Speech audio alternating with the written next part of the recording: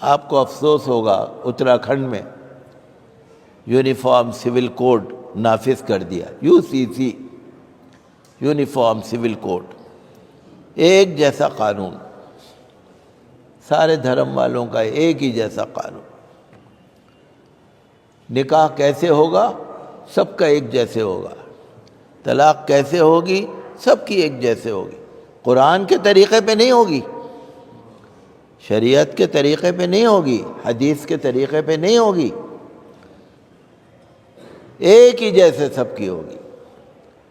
وراثت کیسے بٹے گی؟ سب کی ایک جیسے بٹے گی، ہر دھرم والے کی ایک ہی جیسے۔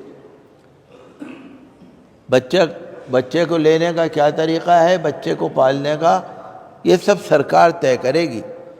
طلاق کب دی جائے گی یہ بھی سرکار طے کرے گی، وہیں کی اتراکھنڈ کی سارا۔ یعنی مسلمانوں کے مذہب پر پابندی۔ حالانکہ جو ہمارا آئین ہے نا، سنویدھان، وہ ہمیں اجازت دیتا ہے، وہ کانسٹیٹیوشن آف انڈیا ابھی موجود ہے، ابھی کہیں گیا نہیں ہے۔ وہ کانسٹیٹیوشن آف انڈیا موجود ہے، اس کے باوجود اتراکھنڈ کے اندر یونیفارم سول کوڈ لایا گیا ہے۔ اور جو اتراکھنڈ میں قبائلی لوگ ہیں نا، ٹرائبس جو ہیں، جو قبیلے والے ہیں، دور پرے کے لوگ، ان پہ نہیں لگے گا یہ قانون، وہ اپنے لحاظ سے کریں گے۔ تو پھر یہ ایک جیسا کیسے ہوا؟ بھئی اتراکھنڈ میں ایک گروپ کے اوپر نہیں لگے گا، دوسرے گروپ کے اوپر لگے گا، تو یہ ایک جیسا کیسے ہوا؟ یہ تو الگ الگ ہو گیا نا۔ اچھا، اور پھر دوسرے یہ کہ اگر میں قرآن شریف پہ عمل کرتا ہوں، کسی کو کیوں تکلیف ہوتی ہے؟ دیکھیے، ہندوستان میں بہت سارے دھرم ہیں، ہر دھرم والے اپنے طریقے پر عبادت کرتے ہیں، پوجا کرتے ہیں، ہمیں تو کبھی تکلیف نہیں ہوتی، ہمیں کوئی پریشانی نہیں ہے، ہم اعتراض بھی نہیں کرتے، ہم برا بھی نہیں کہتے، ہم اچھا بھی نہیں کہتے، ہم کچھ کہتے ہی نہیں۔ ہر دھرم والا، چاہے عیسائی ہوں، سکھ ہوں، مسلم ہوں، بودھ ہوں، جین ہوں، کوئی بھی ہوں، بھئی اپنے اپنے دھرم کے مطابق آپ عبادت کرو، پوجا کرو، زندگی گزارو۔ ہمارا سنویدھان یہی کہتا ہے۔ اتراکھنڈ کی حکومت کہتی ہے نہیں، ایک جیسے سب۔ اللہ فضل فرمائے، بس یہی تو فتنے ہیں، اللہ فضل فرمائے۔ ہر مسلمان کو چاہیے کہ شریعت کو سمجھے، شریعت پر عمل کرے، شریعت کو سمجھے۔ یہ شیطانی وسوسے تو آتے رہیں گے، اس سے ہمیں کیسے بچنا ہے یہ تو اللہ ہی بچائے گا۔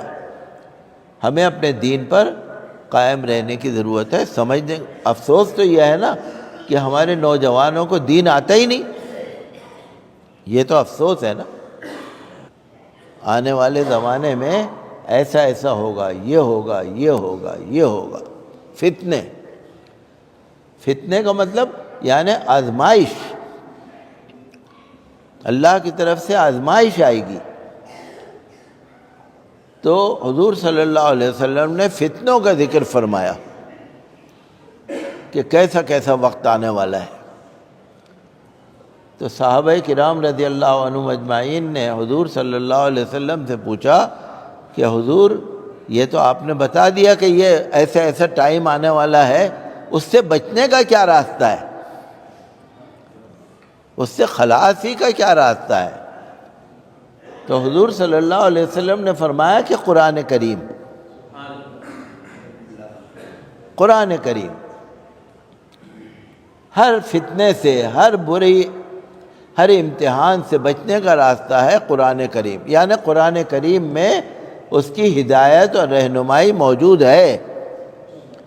پھر حضور نے فرمایا قرآن کریم میں تم سے پہلے کے واقعات بھی لکھے ہوئے ہیں، تمہارے بعد آنے والے حالات بھی لکھے ہوئے ہیں، اور قرآن کریم میں تمہارے زمانے کے حالات بھی لکھے ہوئے ہیں، پچھلے بھی ہیں، اگلے بھی ہیں، تمہارے زمانے کے بھی ہیں۔ قرآن شریف میں سب کچھ موجود ہے۔ قرآن شریف پڑھ لو گے، ہر فتنے سے، ہر آزمائش سے بچ جاؤ گے، راستہ نکل جاتا ہے۔ تو پہلی بات تو یہ ہے کہ ہم قرآن شریف کو پڑھیں، تلاوت۔ ہر مسلمان، ہر عورت، ہر مرد، ہر بچہ جس کو پڑھنا آتا ہے قرآن شریف کو پڑھو، تلاوت کرو۔ نمبر 2، اس کا انواد، ترجمہ، ٹرانسلیشن پڑھو، پھر اس کو سمجھو، پھر اس پہ عمل کرو۔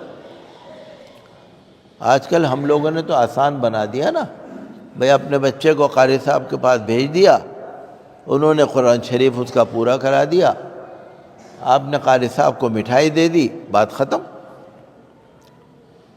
ماں نہیں پڑھ رہی، باپ نہیں پڑھ رہے، بچے نہیں پڑھ رہے، جس کا مدرسے میں ختم ہو گیا، مٹھائی بٹ گئی، وہ بھی پڑھنا ختم۔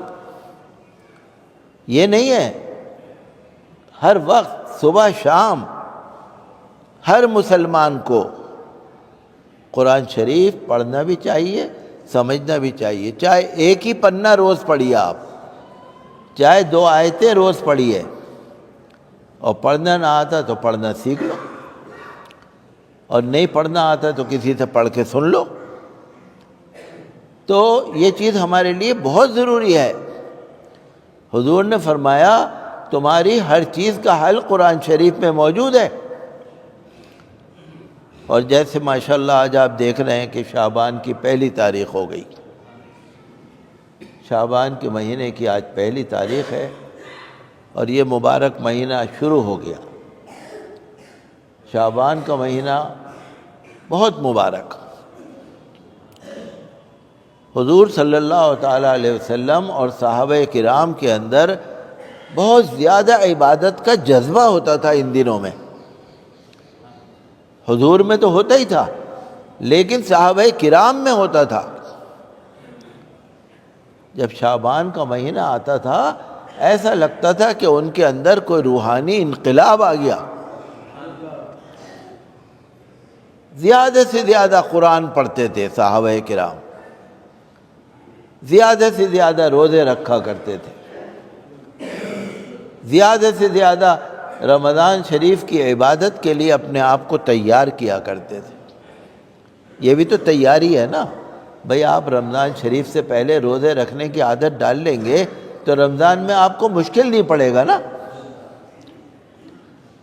اگر رمضان المبارک کے چاند دیکھنے کے بعد آپ روزے رکھیں گے تو مشکل لگے گا۔ ہمارے پیارے نبی صلی اللہ علیہ وسلم شعبان کے مہینے میں سب سے زیادہ روزے رکھتے تھے۔ ویسے تو آپ ہر مہینے میں رکھتے تھے، لیکن شعبان کے مہینے میں سب سے زیادہ روزے رکھا کرتے تھے۔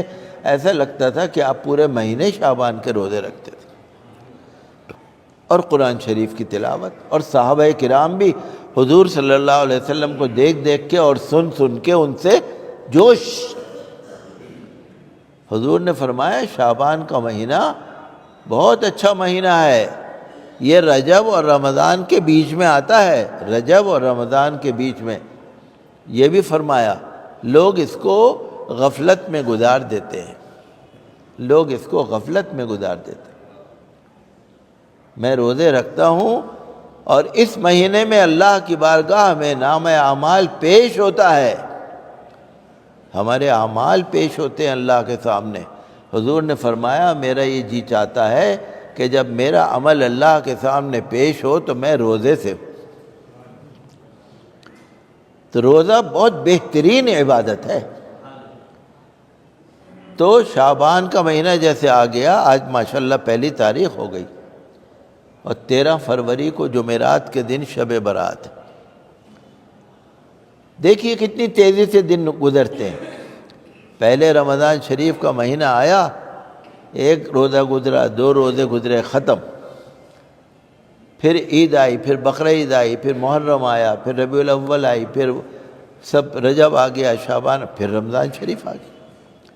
کتنا تیزی سے وقت گزرتا ہے، آپ اس کو محسوس کریں گے۔ تو یہ دن جو ہے ہمارے عبادت کے دن ہیں، اور قرآن شریف جو ہے تو اس میں تو امن اور سلامتی کا پیغام ہے، امن اور سلامتی، شانتی، مہربانی، رحمت، ہمدردی، ایک دوسرے سے محبت، عاجزی، انکساری، میٹھا پن، مٹھاس، اکڑ نہیں، مکڑ نہیں، تکبر نہیں، غرور نہیں، گھمنڈ نہیں۔ قرآن شریف جو ہے اس کی تلاوت ہمیں اللہ سے قریب کر دیتی ہے۔ اللہ کے نبی صلی اللہ علیہ وسلم سے قرآن شریف کی تلاوت ہمیں قریب کر دیتی ہے۔ اور قرآن شریف میں سارے عالم کے لیے ہدایت ہے، ساری دنیا کے لیے، ہر قوم کے لیے قرآن شریف میں ہدایت ہے۔ جو پڑھے گا فائدہ کرے گا۔